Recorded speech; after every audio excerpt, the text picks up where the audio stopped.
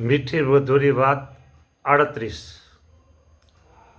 20 જાન્યુઆરી 2026 વચનામૃત ચાલે છે ગરડા મધ્યનું 22।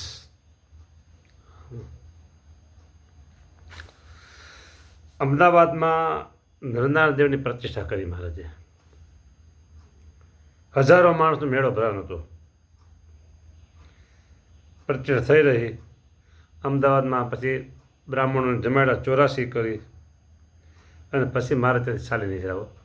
જેતલપુર જઈ રાત રહ્યા। ત્યાં જઈને એવો વિચાર કરવા માંડ્યો છે, જેટલા માણસ દેખા હતા, જેટલી પ્રવૃત્તિ દેખી હતી તેને ટાળી નાખ્યો। હા, ટાળી નાખી। શરીરે પણ થોડાક માંદા થઈ ગયા મહારાજ। આ બધી મનુષ્ય લીલા છે। હા, બરાબર। વિચારતા વિચારતા શરીર પ્રવૃત્તિને વિસારી મેલી ને જેવા અમે કાંકરીએ તળાવ ઉતરા નહોતા, મેળો પણ ભરાનો નહોતો, ત્યારે કોઈ જાતનો ઘાટ નહોતો, તેવી રીતે સર્વ ઘાટ ટાળી નાખ્યા, બરાબર। અને જ્યારે લૌકિક ઘાટ ટળી ગયા ત્યારે અંત્યદ્રષ્ટિ રહેવા માંડી। અને પછી તો મહારાજ છે ને દેવતા સંબંધી જે ભોગ છે તે દેખાવા માંડ્યા અંતરદ્રષ્ટિએ। અને દેવતાઓ મહારાજને વખાણ કરવા લાગ્યા। હો પછી તો કે તમે ભગવાનના ભગત ખરા ગયા। હવે એની તાકાત કેટલી છે મહારાજને ઓળખવાની, કે તમે ભગવાનના એકાંતિક ભક્ત ખરા। કેમ છે? તમારું મન ભગવાનને મૂકીને ક્યાંય લોભાતું નથી। હવે ભગવાનને એમ કહે છે કે તમારું મન ભગવાનને મૂકીને લોભાતું નથી, અને તમે ભગવાનના એકાંતિક ભક્ત ખરા। તાકાત નથી ભગવાનને ઓળખવાની ત્યાં, એ તો ફાવી ગયા, અહીંયા ફાવી ગયા। હા, પ્રભુને ઓળખા, બરાબર। એટલે જ આપણે કહીએ છીએ ને, અનંત બ્રહ્માંડમાં આપણા તુલ્ય કોઈ નહીં, અને જો આપણા તુલ્ય કોકને માનો ને તો એ મોટી ભૂલ છે, બરાબર। હા, દેવતાઓએ શું કીધું? કરી કહીને વખાણ ખૂબ કર્યો મહારાજના પાસે, વખાણ બહુ કર્યા। પછી મહારાજ હવે મનુષ્ય લીલા કરે છે કે મહારાજ કહે, પછી તેમના વચન સાંભળીને અમારે હૈયાને વિશે સુધી હિંમત આવી ગઈ। શું હિંમત આવી ગઈ? કે અમે ભગવાનના ખરા ભગત છીએ એમ। હા, પછી અમે મનને કહ્યું, મહારાજ કહેશો એ આ બધું આપણે શીખવાનું છે, આ બધું। હા, બરાબર। મનને કહ્યું છે, તારું જેવું રૂપ છે તેવું હું જાણું છું। મનને કીધું મહારાજો, જો ભગવાન વિના બીજા પદાર્થોનો ઘાટ કર્યો તો તારા ભૂક્કા કાઢી નાખીશ, ભૂક્કા કરી નાખીશ કે। તેમજ બુદ્ધિને કહ્યું છે, ભગવાન વિના બીજો નિશ્ચય કર્યો તો તારી પણ વાત છે। તેમજ ચિત્તને કહ્યું છે, ભગવાન વિના બીજું ચિંતન કર્યું તો તારા પણ ભૂક્કા કરી નાખીશ। ભગવાન સ્વામિનારાયણ આ બધાને કહે છે। તેમજ અહંકારને કહ્યું છે, ભગવાનના દાસત્વપણા વિના બીજું અભિમાન ધર્યું તો તારો નાશ કરી નાખીશ। શું સમજો તું કે અહંકારે કીધું? પછી તો અમારે જેમ આ લોકના પદાર્થની અત્યંત વિસ્મૃતિ થઈ હતી, તેમજ દેવલોક બ્રહ્મલોકના પદાર્થની પણ અત્યંત વિસ્મૃતિ થઈ ગઈ। અને જ્યારે સર્વે સંકલ્પ ટળી ગયા ત્યારે સંકલ્પનો મંદવાળ હતો તે પણ ટળી ગયો। એવી રીતે ભગવાનનો ભક્ત હોય તેને વર્તવું। લ્યો, આ વચનામૃત લખ્યું। આ બધી જે વાત કીધી ને, ભૂકા કાઢી નાખીશ ને તારી પણ વાત છે, તારો નાશ કરી નાખી અહંકારને, એ બધું આપણે કરવાનું છે। ભગવાન સ્વામિનારાયણ એ તો સર્વોપરી ભગવાન છે। અનંત અવતારના એ અવતારી, અનંત અવતારના અવતારી છે, બરાબર। એને કાંઈ કરવાનું હોતું નથી, આપણે શીખવા માટે કીધું ભગવાને। ભૂક્કા બોલાવી નાખી કે જો એક તો છે મન, બરાબર। હવે જો મન ભગવાનને મૂકીને બીજું આડું જાય ને, ત્યારે આ વાત એને કરવી જોઈએ। મન છે ને, મન એવો મનુષ્યના બંધ મોક્ષ કારણ, મનુષ્યને મન, બરાબર, એ બંધને કરી દે અને મોક્ષ પણ કરી દે। હા, ભગવાનના ભક્તે મનની સાથે લડાઈ લેવી જોઈએ। વડતાલનું વચનામૃત છેલ્લું વાંચી લેજો, છેલ્લી 2 લીટી। હા, મનની સાથે જરૂર વેર બાંધતું કે અરે 2 લીટી ન વાંચો કાંઈ નહીં, વડતાલનું પહેલું છેલ્લી અડધી લીટી વાંચો, છેલ્લી અડધી લીટી તો તમને ખબર પડી જાય. એટલે આપણે મનને ગુણાતીતાના સામે એમ કીધું, કેટલાક મનને રમાડે છે અને કેટલાક મન આપણને રમાડે છે, અને કેટલાક આપણે મનને રમાડીએ છીએ. હા, અને કેટલાકને મન રમાડે છે, કેટલાક મન આપણે રમાડે. તો આપણે મન કેમ ન કરાય? મન કહે એમ કરાય નહીં. કોને? ભગવાનના ભક્ત હોય એને, કોને? સત્સંગી હોય એને, કોને? ભગવાનના ધામમાં જવું હોય એને. હા, એટલે મનની વાત કીધી. પછી કીધું કે બુદ્ધિ, સંશય, નિશ્ચય આ બુદ્ધિના લક્ષણ છે. હા, અને ઝાઝી બુદ્ધિ હોય ને તો જો ભગવાનના હાવડે માર્ગે હાલે તો કામ થઈ જાય. અને જો ઝાઝી બુદ્ધિ હોય અને આડે અવડે હાલી તો સંશય નિશ્ચય છે ને એમાં સંશય થવા મને, તર્ક વિતર્ક બહુ કરે, એ બુદ્ધિ બગાડી દે આપણું કામ. એટલે હમ વિચાર કર્યો કે બાજુ પણ ચિત્ત અંદર છે, ચિંતન કરે. ભગવાન સિવાય બીજું ચિંતન ન કરાય. હા, ભગવાન સિવાય એટલે વિષય સ્ત્રીયાદિક પદાર્થનું ચિંતન ન કરાય. લ્યો, આ ચોખ્ખું તમને કહી દીધું. જો ચિત્ત છે ને સ્ત્રીયાદિક પદાર્થનું ચિંતન કરે છે. હવે એમાં મારે થોડુંક તમને કહેવું છે, થોડુંક. જ્યારે સ્ત્રી આદિક પદાર્થોનું ચિંતન કરે યુવા અવસ્થાવાળા, અને જ્યારે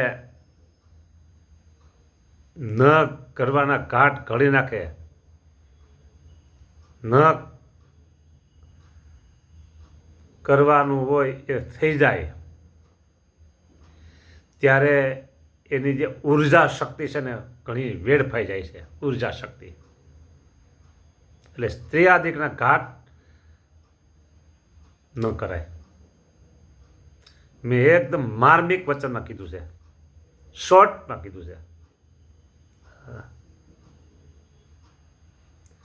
એની જે ઉર્જા ખતમ થાય છે ને બહુ, એટલે એ બધું ચિત્ત કરે છે. ચિત્ત અને મન એ બે છે ડેન્જર્સ. હા, ચિત્ત અને મન. પછી આગળ આવે છે અહંકાર. ઓહો, હિમાલય પર્વત કરતા અહંકાર મોટો છે. હિમાલય પર્વત કરતા પણ અહંકાર મોટો છે. મહારાજે એમ કીધું કે ભગવાનના દાસત્વ વિના બીજું અભિમાન ધર્યું તો તારો નાશ કરી નાખીશ. બોલો.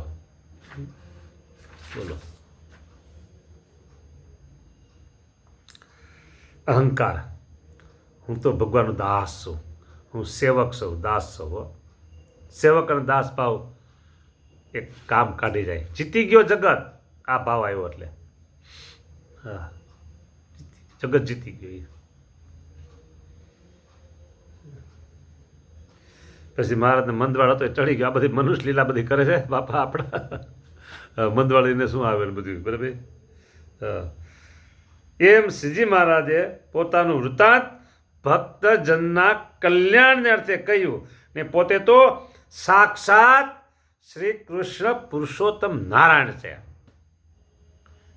સોલિડ વાત કરી દીધી છેલ્લે.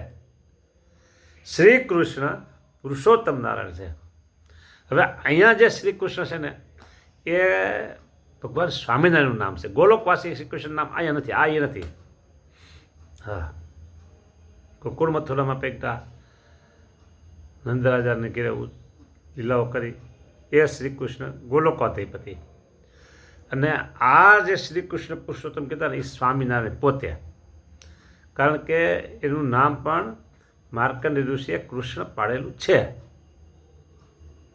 હા, એ આપણે તો બધાય ભગવાન હરખા. આવું ન બોલાય. આવું ન બોલાય. હા,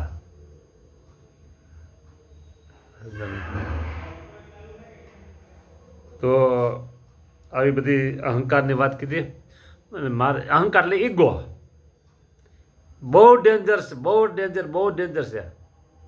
હા, આમ તો જે આ કીધા ને બુદ્ધિ, ચિત્ત અને અહંકાર, આ 4 અંતઃકરણ કહેવાય. એ ચારે ડેન્જરસ છે. હા, ભગવાનના ભક્ત હોય, ભગવાનના ધામમાં જવું હોય તો એને આ 4 પાસે બહુ સાવધાન રહેવું જોઈએ, બહુ સાવધાન રહેવું જોઈએ. લ્યો,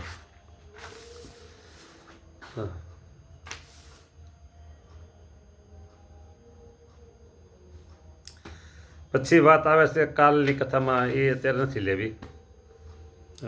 આટલી જ વાત. ભાઈ, પ્રવૃત્તિમાં મહારાજને બધી વિસારી નાખીને પ્રવૃત્તિ બધી, ત્યારે મહારાજ હાશ લ્યો માંદા થઈ ગયા હતા. હા, વિચારતા વિચારતા સર્વે પ્રવૃત્તિને વિસારી મેલી ને જેવા અમે કાંકરીયા તળાવ વિતરા નહોતા, મેળો પણ ભરાયો નહોતો, ત્યારે કોઈ જાતનો ઘાટ નહોતો, તેવી રીતે સર્વ ઘાટ ટાળી નાખ્યા. જો, પ્રવૃત્તિ સારી છે, નરસી પણ છે, 2 પ્રકારનું છે. સાવધાન હોય તો સારી, ગાફલ હોય તો નસ, તો એના માટે નરસી નકામી છે. બહુ પ્રવૃત્તિના વેગે સડી જાય ને, બહુ પ્રવૃત્તિના વેગે સડી જાય ને પછી એને બોલાવાય નહીં. ટાઈટ મગજ વર્તતો હોય, હા, પછી એને બોલાવી ન શકાય. મગજ બહુ ટાઈટ વર્તતો હોય, એમાંય જો પ્રવૃત્તિ બહુ કરતા હોય અને એમાંય પછી થોડોક માન મોભો આગળ પડતું થોડુંક થાન હોય, પછી કઠણ પડી જાય બીજા માણસો, લોકલ માણસો, સામાન્ય માણસો કઠણ પડી જાય બોલાવા. હા, એવું કામ છે આ. એટલે ધ્યાન રાખવું પ્રવૃત્તિમાં. નિવૃત્તિ, ગુણાતીતાન સાહેબ પ્રવૃત્તિ કરાવતા, પણ ભેગું વચનામૃતનું પુસ્તક સાથોસાથ રાખતા, કથા વાર્તા અખંડ રાખતા. અને એક આનંદની વાત તમને કહી દઉં, મારા ગુરુદેવ રાજકોટ ગુરુકુળ શાસ્ત્રીજી મહારાજ, બરાબર, હું ન ભૂલું તો છેલ્લા એની ઉંમરના છેલ્લા 14-15 વર્ષ એવરી ડે કથા વાર્તા સાંજે સંધ્યા આરતી પહેલાં 1.5 કલાક હોય, અને એ કથા વાર્તા એવી થાય ને, હા, બરાબર, કોઈને માનનો અહંકાર ખોટો ફૂટવા ન દે, ખંડન બધી હાલે. એટલે કથા વાર્તાનો જો પ્રવાહ ચાલુ હોય તો અહંકાર આવી શકે નહીં. નકરી પ્રવૃત્તિ હોય તો અહંકાર આવી જાય. જય સ્વામિનારાયણ.